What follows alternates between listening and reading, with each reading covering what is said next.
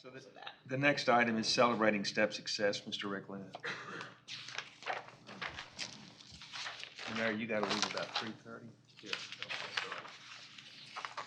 stay as long as we can for the next one. I'll try to hit as many slides as I can.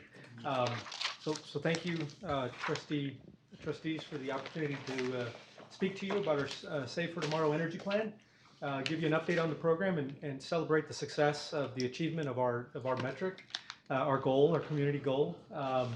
And so a couple of objectives here is I want to step back and review the history of STEP and reframe or resurface, the original reasons why we did STEP and kind of how the community came to that decision, as well as, of course, celebrate the achievement of our commitment, highlight some of the values, some of the benefits for our community and for our customers, and then look ahead to what we're calling Flex STEP, which is our next generation of energy management program.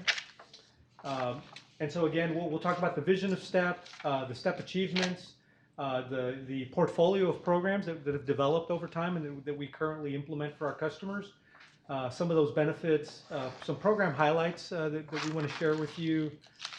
Talk a little bit about the cost of STEP and how we recover those costs, as well as the return on that investment of the community. A little bit about benchmarking relative to other parts of the state, and then a look ahead to what comes next. And so again, as I said, we wanted to take a step back and recall 2008 and 2009 and why the community was talking about the STEP program at that time, and why this board and the city council elected to go down this path. And really, this was an outgrowth of a number of things. One being Mayor Hartberger's vision for the Mission Verde initiative at that time, which was really to have a sustainability goal or vision for the city of San Antonio, really to start to talk about the new energy era, which at that time was very much on people's minds, as well as create green jobs. You might recall green jobs was a heavy focus in how could we bring new skills, new technologies to our community. And so we embraced that. Really, that took the form of what we called at the time the fifth fuel, which was to really use large-scale conservation. Conservation had existed before, but not at the scale at which STEP program envisioned. And that would bring additional diversity to our generation mix. Of course, it was also part of avoiding the need for a new power plant and reducing our dependence on fossil fuels. And so just a graphic here, right, of really beginning the conversation of conservation and demand response to sort of link up with the other sources of energy for the community, and to really make a major commitment to that fifth fuel. And so that said, really, it started with an ordinance. The City Council in May of 2009 approved, as well as the Board of Trustees had approved, moving forward a resolution to create the STEP program, and really called out a couple of very specific objectives in doing that. Again, delaying the need to build additional generation capacity, leveraging emerging technologies, creating jobs, helping customers to manage their energy use. At that time, this was very early days in sort of the efficiency that we saw in that video. There wasn't as big a commitment to that at that time, and so we wanted to start down this path of really encouraging customers and giving them the tools to manage energy. And then, of course, reducing carbon emissions and air pollution. All of these were embodied in the resolution and in the ordinance that the City Council approved, as well as what you have here are the graphics from that presentation that was made at Council back in 2009. And so really, when we think about the impact of STEP, we think one of the really important pieces of what it's accomplished for the community is it's really served as a bridge between two moments in time. Back in 2009, our approach was like any utility traditionally had thought about, in terms of assets, thought about large assets, coal plants, gas plants, with large capital commitment obligations and long operating lives, and of course price tags in the billion-dollar range. The world we live in today is really one where flexibility is key. Where the smaller investments, agile, dynamic, lots of renewables, And so STEP was really sort of the bridge between these two times. And as I'll show in a graphic in a minute, it really bought us, 11 or 12 years of not having to make that big commitment in an asset that we would probably look back today and say, why did we do that? And so it really was a transformational opportunity for the community, and not just in terms of assets, but also in terms of our experience with the customer. The timing of STEP was critical in that it really allowed us to leverage and sort of ride the crest of a lot of new technologies that transformed the energy industry. And so everything from digital and how we share customer data with them and how we enable them to take action and modify behavior, to new technologies, whether high efficiency air conditioners, solar panels, that are today, very viable for customers and weren't at that time, intelligent thermostats, so devices, all of these kind of came together to help transform our relationship with our customers and how they interact with their energy use and with their utility. And so that said, we are proud to say that we have achieved our STEP goal. The community has achieved the goal. We reached that goal in August so about 3 months ago, and that's a year ahead of schedule.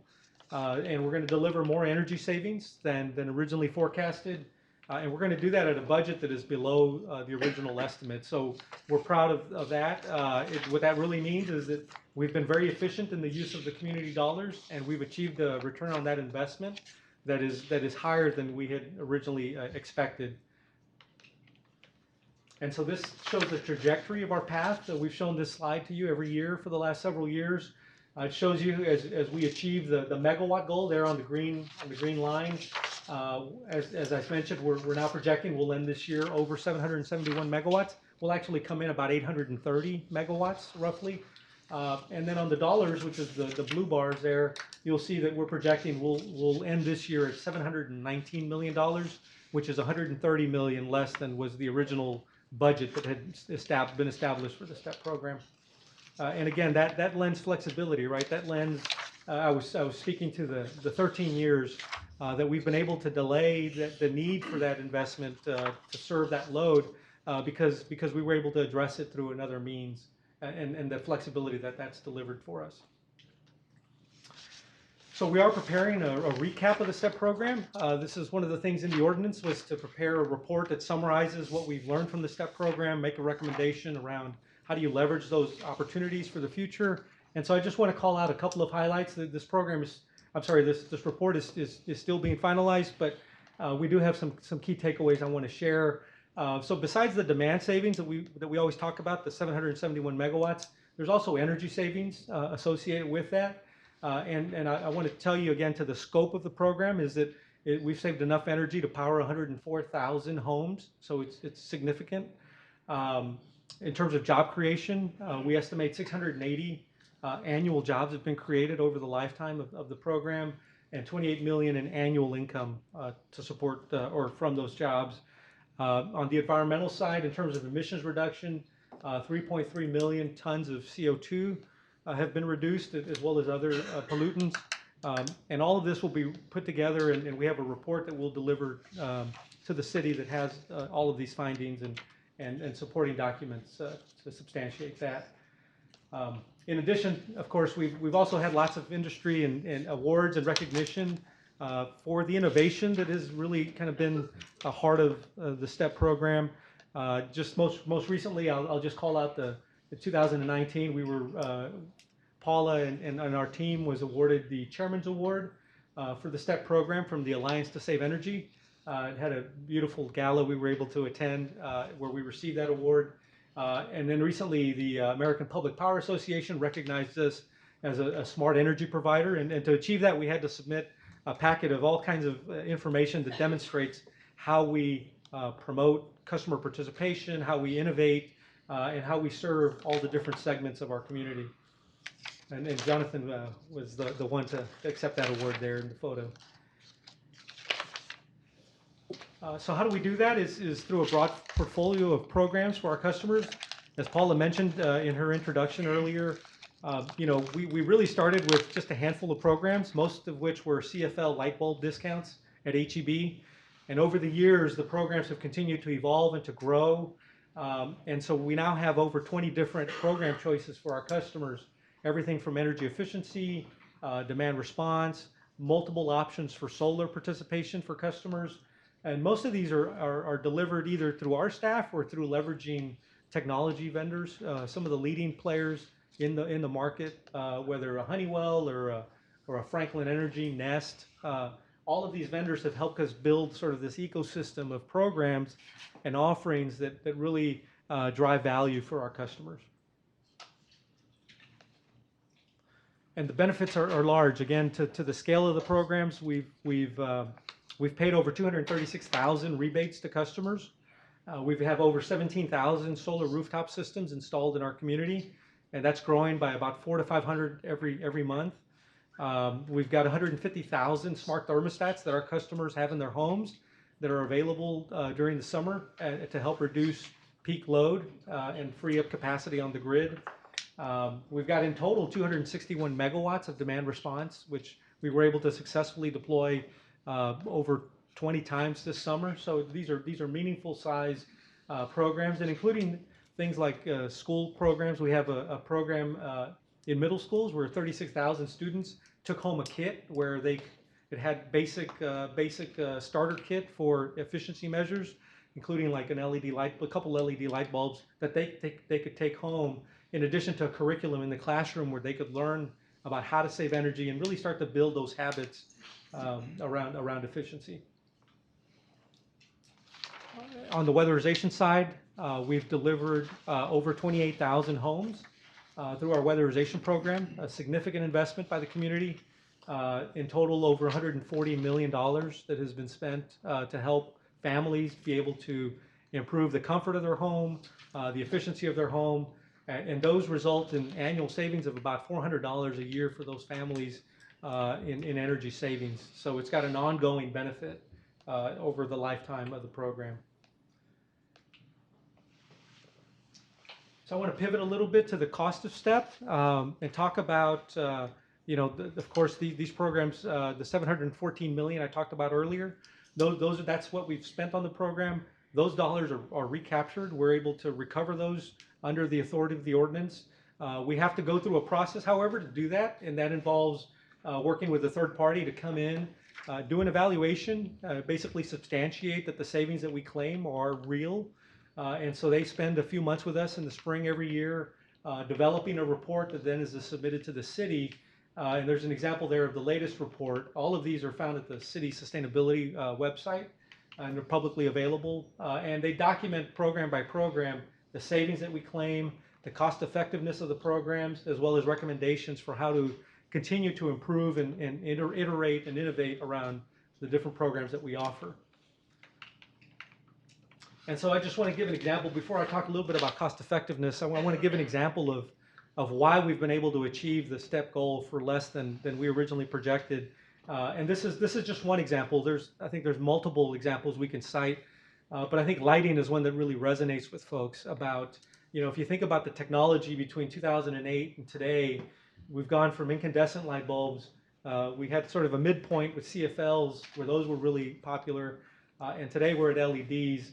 A factor of 5 in terms of the efficiency of lighting today. Plus, they last much longer lifetime, and so it's a better product. It's also a much cheaper product in terms of what it costs now to light your home. And so what we've seen is this huge uptake in adoption. And so we've been a part of that transformation by encouraging people to get comfortable with LED light bulbs. That can include discounts at Home Depot, Walmart, to encourage them to buy them, or in some cases giveaways. Again, I talked about the school kits. We also have given away light bulbs at community events just to get people used to the idea of this new thing. And again, as that technology has improved, we've had this huge growth and adoption, and it's resulted in a lot of savings for the community that would otherwise have had to be met with generation. And so again, that's just one example. The way that translates to the overall portfolio is something that we call the utility cost test. This is an industry standard way of measuring what is the value of the energy you're saving relative to what it cost you to create it. And so it's a ratio, and a score of 1 is good, because that means that the programs are saving, the value of the energy they're saving is higher than the cost to save that megawatt. And so what it shows here is that over the years, we've continued to improve the performance, the cost performance of the STEP program, so that at the end of it all, we've delivered an ROI of $1.92 on average for every dollar invested. So that's $1.92 of capacity savings, energy savings that would otherwise have had to have been created. Of course, the programs do have an impact to customer bills, and that is the recovery of the cost shows up on customer bills. And this is a slide that we created, and we've really tried to share widely so that people understand, what does this translate to my pocketbook? And so what we show here is year by year what the cost has been to folks on a monthly basis, and this is based on 1,000 kilowatt hours a month average bill. And as you can see, it started small. Of course, the programs were small at that time. As the program scaled, that cost has gone up. Of late, it's dipped, and partly driven because our solar rebates have come way down, and some other things. We've been able to modulate the incentive levels to still generate savings without spending as many dollars. And so today, a customer with that size of usage would pay $4 a month, just over $4 a month, on their bill to support the STEP programs. And I mentioned earlier we were going to talk a little bit about benchmarking. So this compares that $4 with how much is spent on conservation and efficiency in other parts of the state. You'll see that San Antonio and Austin really lead the pack there. I think, partly that's driven by the fact that we're municipal utilities. We have very different objectives and regulatory structures versus other parts of the state that are PUC. They have some PUC requirements around efficiency, and so much smaller energy efficiency spending on the part of customers. That said, one of the things we want to make sure you take away is that even with that efficiency spend, which is in the orange section there, our combined bill is still among the lowest, or it is the lowest in the state of Texas among the major cities. And so I think that speaks to the benefits, right, of these programs in helping to reduce our overall costs over time. And so I'll end with this slide, which is a look ahead. We've spent the last several months talking to customers, gathering feedback, going out to the community, seeking feedback on the STEP program. We're using that feedback to inform, what we're calling Flex Step, which we think really should be the next generation of efficiency, right? We have an opportunity to continue to innovate, to continue to expand the options that are available to our customers, and to continue to support the market for technology and growth in our community.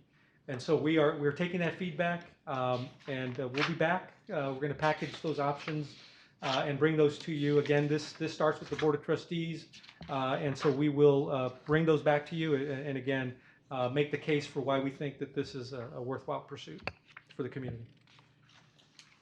Thank you. Thank you, Mr. Lee. That was excellent. What are your questions or comments? I'll go ahead and start. So obviously, the STEP has been a much valued project, program, great benefit to the community. I think the ROI is pretty clear.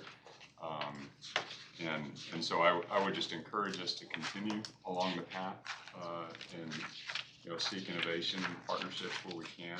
I know the universities are also interested in SWERI and other organizations and seeing how they can also develop solutions for us. The only